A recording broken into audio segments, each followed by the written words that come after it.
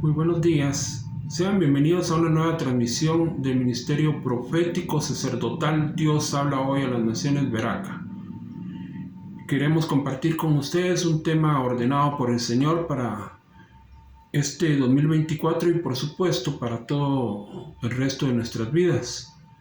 Y es un tema que habla a la iglesia en particular y a todos aquellos que son llamados a formar parte de la iglesia del Dios vivo. Así que desde ya les invito a que pongan mucha atención y sigan toda la secuencia de lo que les hablaremos, porque es algo que Dios habló a nosotros en oración con mi esposa y es una palabra del Señor. Así que les invito a que escuchen esta palabra de Dios, que tiene como título: El que tiene oído, oiga lo que el Espíritu dice hoy a la iglesia. Usaremos el texto que se encuentra en Apocalipsis 3:22, que dice: el que tiene oído, oiga lo que el Espíritu dice a las iglesias.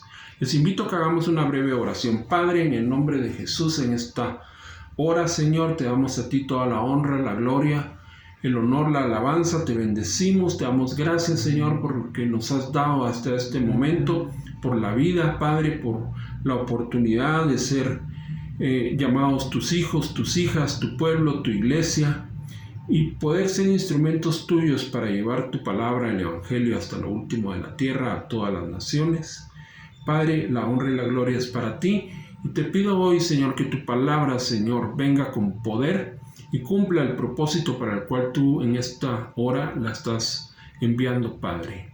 Te pido que abras el corazón, la mente de las personas que escuchen en cualquier lugar, en cualquier nación, en cualquier país, y que, Señor, esta palabra sea para ellos no solo de bendición, sino que sea una palabra que los desafíe, los anime a seguir adelante, a conocerte más, a servirte, a apasionarse por ti, Señor. Bendecimos tu nombre y oramos en el nombre que es sobre todo nombre de Cristo Jesús. Amén y amén. Pues nos encontramos en el primer día de este nuevo año 2024 y por orden del Señor compartiré este mensaje de la palabra de Dios a su iglesia en Cristo Jesús en todas las naciones. Y encontramos que en el libro de Apocalipsis o Revelación, Jesús da un mensaje a las 7 iglesias donde resalta las cosas que la iglesia debe corregir y que él desaprueba, así como también menciona las cosas en que la iglesia va bien y en las cuales debe seguir así y aún mejorar. Son cosas que por supuesto él aprueba y le agradan. Estas 7 iglesias, Éfeso, Esmirna, Pérgamo, Tiatira, Sardis, Filadelfia y Laodicea, estaban localizadas en el Asia Menor, que no se refiere al continente que nosotros conocemos como Asia, sino a una región que en aquellos tiempos estaba bajo dominio romano y que se localiza en la actual nación de Turquía. Es muy interesante observar que cada mensaje a cada una de las iglesias finaliza con la expresión: el que tiene oído, oiga lo que el Espíritu dice a las iglesias. Y lo cual nos indica que Jesús quiere que la iglesia escuche con mucha atención su palabra y se arrepienta de cualquier desviación en el camino, que es Él obviamente, y busque ser una iglesia obediente, sin mancha ni arruga y más que vencedora en Cristo Jesús. Entonces voy a compartirles y resumir lo que el Señor nos habló y enseñó en oración a mi esposa y a mí, porque Dios quiere que la iglesia esté preparada, lista y con aceite en sus lámparas para el inminente retorno de nuestro Señor y Salvador Jesucristo. Y es lo siguiente lo que el Señor nos habló. El Señor nos llevó desde el libro de Génesis hasta el libro de Apocalipsis en una secuencia de textos donde Él nos iba explicando el porqué de esas palabras. Todos conocemos Génesis 1:1 y el Señor nos decía que al principio de su creación Dios creó los cielos y la tierra. Pasó muchísimo tiempo y sucedió que la tierra estaba desordenada y vacía. Las tinieblas estaban sobre la faz del abismo y el Espíritu de Dios se movía sobre la faz de las aguas. Entonces Dios comenzó a poner orden en el caos con su palabra y dijo Dios, sea la luz. Y fue la luz, y separó Dios la luz de las tinieblas. Luego Dios separó las aguas de las aguas y creó el firmamento. Y estos son los maravillosos y profundos extremos de Dios. Porque para el Señor no hay nada difícil ni imposible. Él es Dios creador todopoderoso, capaz de separar cada cosa en el lugar que le corresponde según su infinito poder y sabiduría.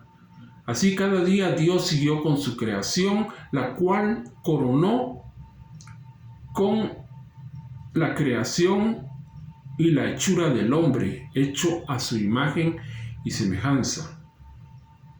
Pero el hombre falló y entonces hubo algo, pongan mucha atención acá, hubo algo que Dios no separó. Todavía, pero que separará un día que se aproxima vertiginosamente. Y esto que Dios no separó, lo dejó crecer juntamente, y es el bien y el mal, el trigo y la cizaña. Y ese mal originado por el pecado dañó y estorbó el bien que en el propósito original de Dios debía permanecer por los siglos de los siglos en el hombre y en la tierra. El hombre y la mujer debían dar un fruto de justicia y no un fruto de corrupción. Debían dar un fruto bueno y no un fruto malo. Pero todos conocemos la triste historia de la caída del hombre y este plan original de Dios en Génesis lo encontramos plasmado y restaurado de nuevo en el último libro de la Biblia, Apocalipsis 22, versículos del 1 al 5, lo cual dice de la siguiente manera. El texto nos indica que después me mostró un río limpio de agua de vida, resplandeciente como cristal, que salía del trono de Dios y del Cordero. En medio de la calle de la ciudad y a uno y a otro lado del río estaba el árbol de la vida, que produce 12 frutos, dando cada mes su fruto. Y las hojas del árbol eran para la sanidad de las naciones, gloria a Dios, y no habrá más maldición. Y el trono de Dios y del Cordero estará en ella, y sus siervos le servirán y verán su rostro, y su nombre estará en sus frentes. No habrá allí más noche, y no tienen necesidad de luz de lámpara ni de luz del sol, porque Dios el Señor los iluminará, y reinarán por los siglos de los siglos. Qué hermoso, qué maravilloso. Vemos aquí cómo el plan de Dios era de que el hombre tuviera vida eterna y estuviera en un estado de perfección, lo cual será restaurado en el final de los tiempos conforme a lo que está escrito en el libro de Apocalipsis. Pero Dios ha sido muy paciente y en su longanimidad y misericordia no ha consumido totalmente al hombre. Juicios suyos por la maldad de este mundo han venido a la humanidad a lo largo de la historia, como en el caso del diluvio en tiempos antiguos de Noé. Pero Dios siempre ha dejado un remanente para dar oportunidades y nuevos comienzos a los hombres.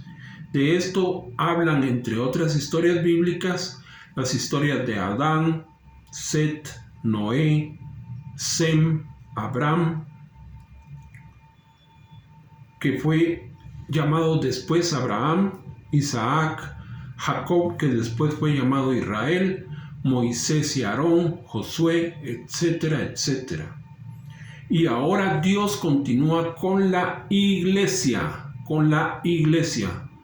para volver en un futuro cercano a la restauración final de Israel.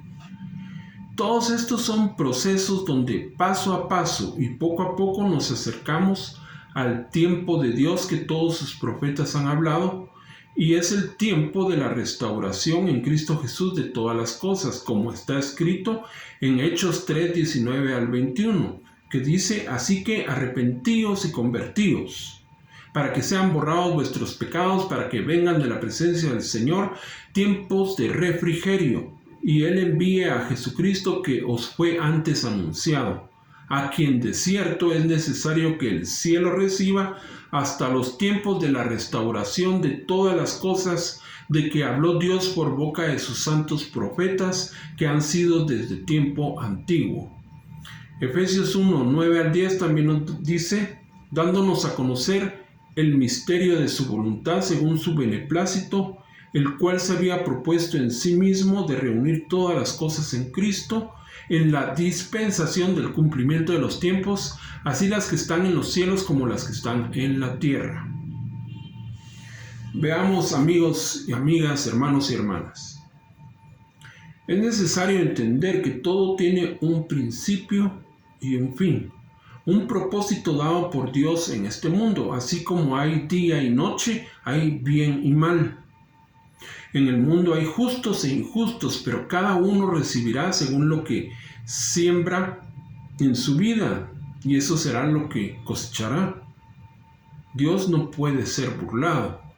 El trigo irá al granero de Dios, el cielo y la cizaña será quemada en el fuego del infierno. Todo aquel que no acate lo que Dios enseña, manda y ordena por su palabra, será cortado y no entrará en su reino de justicia, y viceversa. Todo aquel que venga a Cristo Jesús en arrepentimiento y fe y viva para Dios es hecho hijo e hija de Dios y entra a formar parte de la iglesia del Dios vivo. Gloria a Dios. Así, Dios se ha manifestado al hombre y a la mujer en diferentes maneras, en formas variadas y en distintos tiempos escalonados, tiempos de revelación progresiva donde trajo una nueva dispensación, un tiempo de gracia con un nuevo pacto con la iglesia. Entonces, ¿qué es la iglesia? La iglesia es el conjunto de hijos e hijas de Dios por la fe en Cristo Jesús. Su nombre original en griego, eclesia, denota que iglesia son todos aquellos hombres y mujeres llamados o convocados por Dios a ser su pueblo en Jesucristo. Son los llamados o convocados a salir fuera de la potestad que ejerce el diablo sobre el sistema mundano y en contraposición ser luz y sal del mundo. Así como la iglesia tiene grandes derechos eternos ganados por Cristo, nuestro Señor y Salvador, también la iglesia tiene grandes e ineludibles responsabilidades, compromisos, porque la iglesia entró a un nuevo pacto con Dios en la sangre y cuerpo de Jesús y ahora somos participantes de su naturaleza divina. Ya no somos extraños, sino miembros de la familia de Dios, pero ante tal honor, ante tanta gracia y enorme privilegio, debemos ser conscientes de nuestra responsabilidad delante de Dios y delante de nuestro prójimo, porque llegamos a su reino de luz admirable, el reino de Cristo, para realizar una obra, un trabajo, una tarea, una asignación en la cual cada miembro del cuerpo de Cristo tiene una función específica la cual debe cumplir con un corazón temeroso de Dios, con integridad, en verdad, con pasión, con gozo y con alegría. Cristo quiere que la iglesia dependa totalmente de su relación con Él, que esté sumergida en ese primer amor como la prometida enamorada del Cordero de Dios, como aquella novia pura y virgen que contraerá nupcias con el Hijo de Dios, todo lo cual es un lenguaje espiritual donde también Cristo es la cabeza y la iglesia es su cuerpo. Un cuerpo activo y vivo con diferentes miembros que realizan diferentes funciones, pero que trabajando en unidad saben que son guiados por la cabeza, la cual es Cristo Jesús. Además, la iglesia está formada por piedras vivas, edificadas sobre la piedra angular que nuevamente es Jesucristo. No hay otro fundamento más que Jesús, donde formarán un templo santo para morada de Dios. ¡Qué maravilla! Damos gloria al Señor por tanta sabiduría, por tanto amor, por tanta gracia, por tanto despliegue de su poder, de su soberanía, de sus glorias. Bendito es nuestro Padre Celestial, no hay otro como Él. Entonces vemos, según todo lo que hemos hablado, que una de las figuras simbólicas más destacadas para la iglesia es la figura de una mujer. Sí, una mujer. Y el Señor nos llevó de nuevo al libro de Génesis, donde aparece la primera mujer que fue tomada y formada de una costilla del hombre, es decir, Eva, madre de todos los vivientes. Y esta mujer fue engañada por la serpiente, por Satanás. Pero aquí Dios, cuando amonesta a la serpiente, da también la primera profecía de redención en Cristo por la Santa Escritura, lo cual dice en Génesis capítulo 3, versículo 15. Dios le está hablando a la serpiente y le dice: y pondré enemistad entre ti y la mujer, y entre tu simiente y la simiente suya. Esta te herirá en la cabeza y tú le herirás en el calcañar. Quiero que veamos esto, entendamos esto, que el enemigo desde entonces, el diablo, Satanás y sus demonios, ha tenido un odio infernal contra la mujer y ha hecho todo cuanto ha podido para herirla en su caminar con Dios.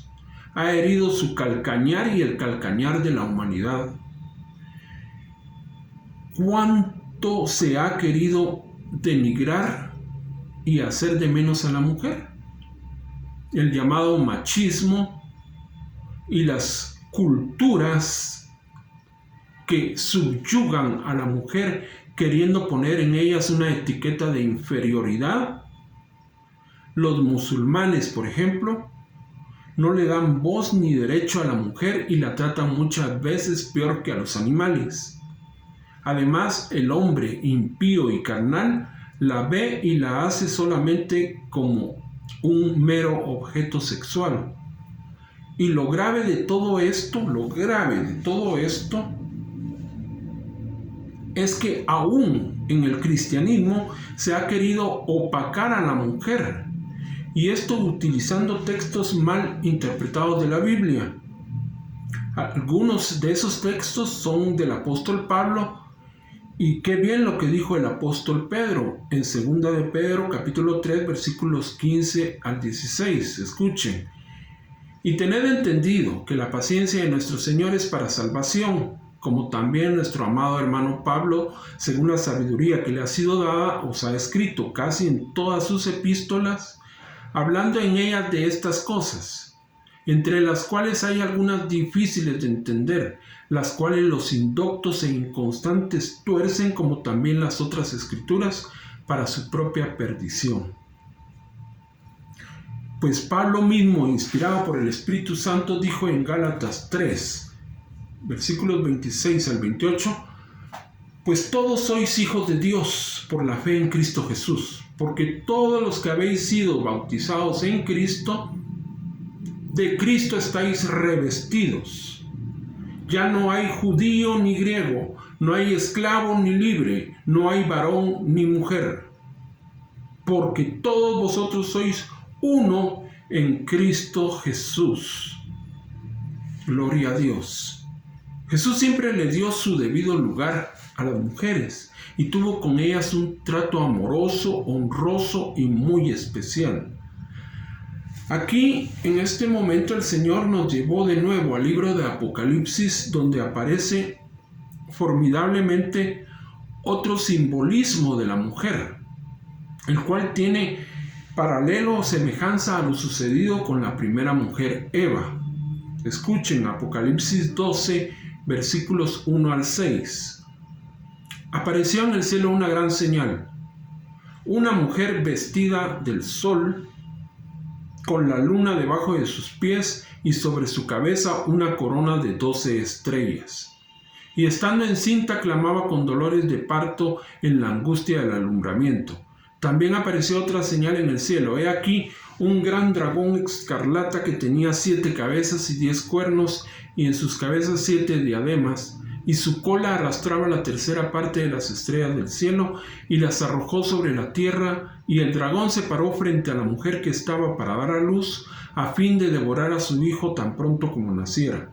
Y ella dio a luz un hijo varón, que regirá con vara de hierro a todas las naciones, y su hijo fue arrebatado para Dios y para su trono, y la mujer huyó al desierto, donde tiene lugar preparado por Dios, para que allí la sustenten por 1260 días.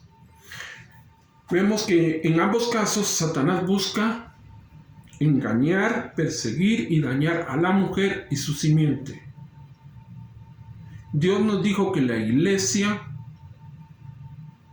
que tiene esa forma de mujer, se debe cuidar de caer en el engaño del diablo. La iglesia no debe ser una presa fácil, porque Satanás, cual león rugiente, anda buscando a quien devorar.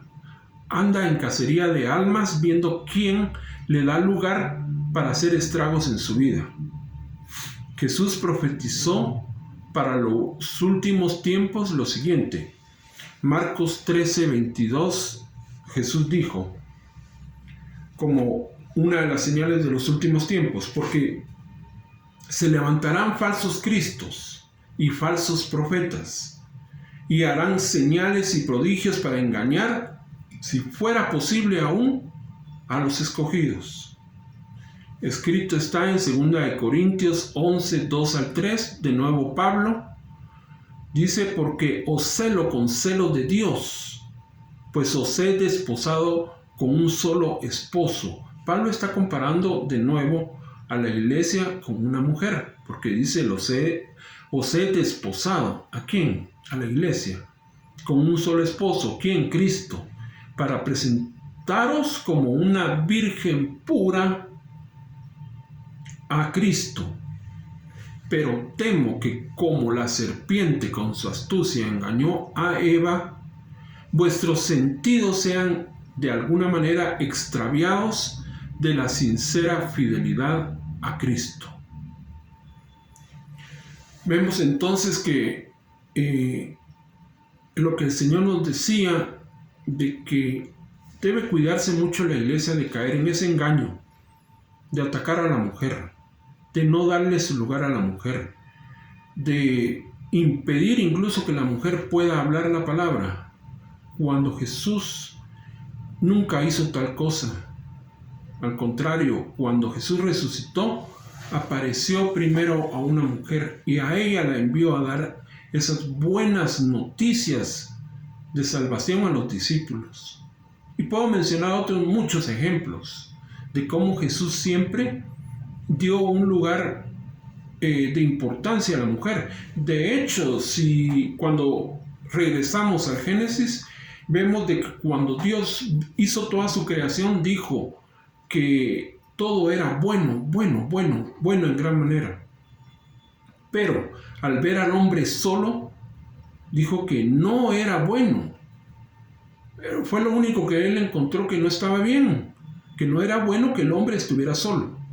Por tanto, durmió a Adán, tomó una costilla de él e hizo a Eva, y le presentó Dios a Adán, a Eva su mujer, y dijo, le haré ayuda idónea, y le dio a una mujer por complemento del hombre, por esa ayuda importantísima para el ser humano. Si no hubieran mujeres, no habrían familias, no habrían hijos. Yo creo que es momento que la iglesia quite todos esos paradigmas que han hecho de que caigan en la trampa del diablo de atacar a la mujer. Pero creo que esto es obra del Espíritu Santo, y el Espíritu Santo hablará a muchos acerca de esta demanda de Dios, porque es una demanda de Dios, de que se le dé su lugar a la mujer, se le respete, se le ame, se le cuide, y que ya no se pierda más el tiempo con discusiones tontas y estériles que no llevan a la edificación de la iglesia. El Señor además nos habló sobre la parábola de las 10 vírgenes y nos llevó a Mateo 25, 1 al 13, donde dice: entonces el reino de los cielos será semejante a 10 vírgenes que, tomando sus lámparas, salieron a recibir al esposo. 5 de ellas eran prudentes y 5 insensatas. Las insensatas, tomando sus lámparas, no tomaron consigo aceite, mas las prudentes tomaron aceite en sus vasijas juntamente con sus lámparas, y tardándose el esposo, cabecearon todas y se durmieron. Y la medianoche se oyó un clamor: aquí viene el esposo, salid a recibirle. Entonces todas aquellas vírgenes se levantaron y arreglaron sus lámparas, y las insensatas dijeron a las prudentes: dennos de su aceite, porque nuestras lámparas se apagan. Mas las vírgenes prudentes respondieron diciendo: para que no nos falte a nosotras y a vosotras, id más bien a los que venden y comprad para vosotras mismas. Pero mientras ellas iban a comprar, vino el esposo, y las que estaban preparadas entraron con él a las bodas, y se cerró la puerta. Después vinieron también las otras vírgenes, diciendo: Señor, Señor, ábrenos.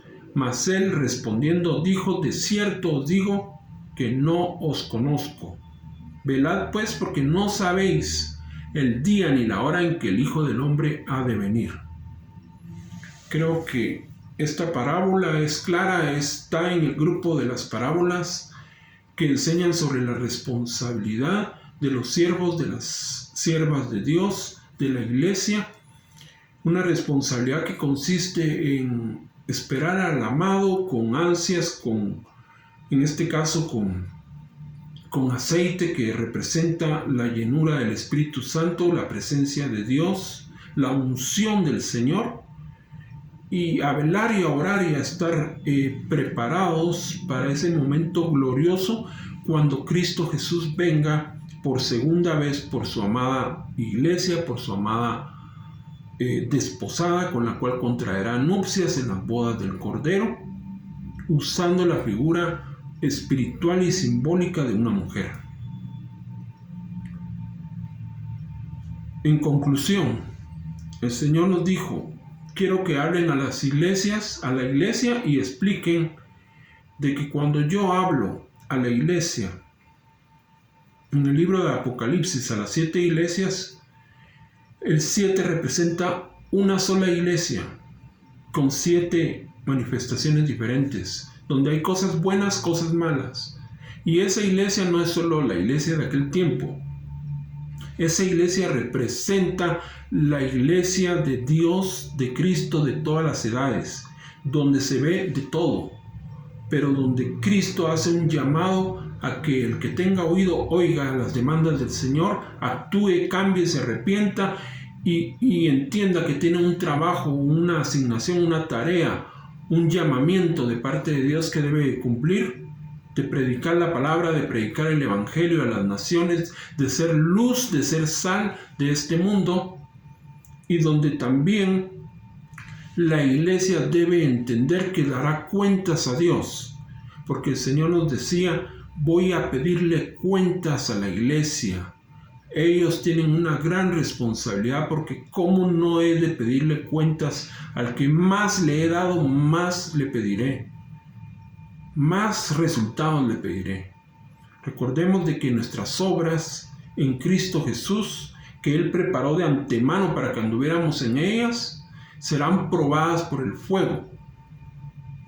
Y todas nuestras obras deben estar fundadas, edificadas sobre el fundamento que es el fundamento de todo, el cual es Cristo Jesús. No hay otro fundamento más que la piedra angular y preciosa de nuestro Señor Jesucristo. Entonces, la iglesia debe ser como esas vírgenes prudentes, sensatas, trabajadoras, amantes de Dios y no como las insensatas, las otras 5, que no se prepararon, que eran desprevenidas, que estaban más en la carne que en el espíritu, y que cuando fue el momento de la llegada del Señor quisieron reaccionar y ya no hubo tiempo. Este es el llamado que Dios está haciendo, no solo en el 2024, sino para el resto de tiempo en que la iglesia esté sobre la faz de la tierra, que estén apercibidos que Cristo viene por una iglesia que sea una iglesia que venza, porque también en el libro de Apocalipsis el Señor nos decía que a las 7 iglesias, o sea, la iglesia les dijo: al que venciere, dio él una serie de promesas. ¿Sobre qué se debe vencer? Sobre esas cosas que están mal, sobre dejar el primer amor, sobre ser una iglesia tibia, sobre ser una iglesia fría, sobre ser una iglesia llena de doctrinas falsas, sobre ser una iglesia mundana, sobre no ser una iglesia que impacte, sobre no ser una iglesia que se santifica, que se entrega por completo a Dios. Y en conclusión, el Señor también está haciendo un llamado a todos aquellos que tal vez hoy dicen: pero yo ni siquiera soy parte de la iglesia. Pues bien, la única forma de ser parte de la iglesia de Cristo es depositar tu fe, tu corazón, tu vida en Cristo Jesús, por lo cual hoy quiero cerrar este mensaje con lo que el Señor me dijo: haz un llamado a recibirme, a recibir a Jesús. Si tú no lo has hecho, quiero invitarte hoy que allí donde te encuentres, cierres tus ojos y repite esta oración, la cual te abrirá las puertas para poder entrar a ser hijo de Dios, hija de Dios, y dejar de ser una criatura, dejar de ser alguien que vive como un extraño delante de Dios. Repite conmigo: Padre, en el nombre de Jesús, en este momento yo me arrepiento de mis pecados, confieso delante de ti que he hecho el mal, que te he dado las espaldas, que he vivido una vida desordenada, pero sé que tú puedes poner orden, sé que tú puedes ordenar que haya luz en mi vida, y sé que en ti está la verdad y la vida eterna, que tú, Señor Jesús, eres el camino, la verdad y la vida eterna. Yo te quiero abrir mi vida, mi corazón, y recibirte como mi único y suficiente Señor y Salvador. Yo te recibo hoy, te confieso con mi boca y te creo en mi corazón de que tú cambiarás mi vida, de que todo será diferente, de que si estoy en Cristo Jesús, soy nueva criatura y las cosas viejas pasaron. Todo es hecho nuevo porque soy una nueva creación en Cristo Jesús. Gracias, Señor, por